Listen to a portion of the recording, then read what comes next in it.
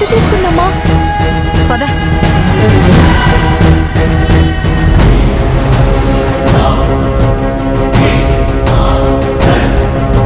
అర్చన కత్తి తీసుకుని ఇటే వస్తుంది. ఎవరిని వేసేస్తుందో ఏంటో.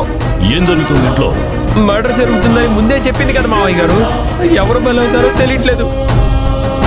ధైర్యంగా నేను మా ఆవిడ వరకే ఉంటాను. మీరు మాత్రం ముందుండండి.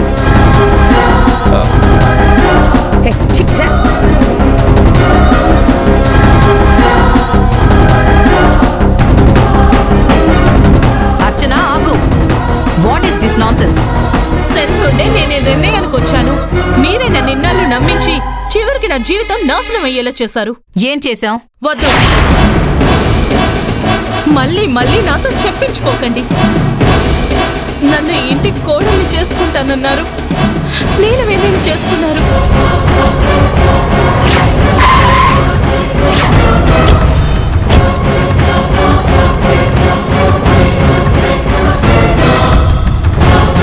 నాకు భవిష్యత్తు ఉంటుందని చెప్పారు.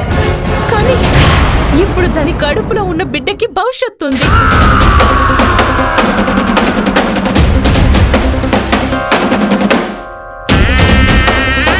అందుకే చంపేస్తా.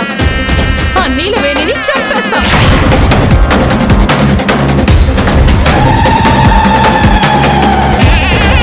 ఏమైనా చేసుకుంటుందేమో అనుకున్నాను. నీలవేణి మనం చంపేస్తానంటుందేంటి? దాన్ని బతకనివ్వను. అమ్మయ్యా, అయితే మన ప్రాణానికి ప్రమాదం ఏం లేదనుకుంటా.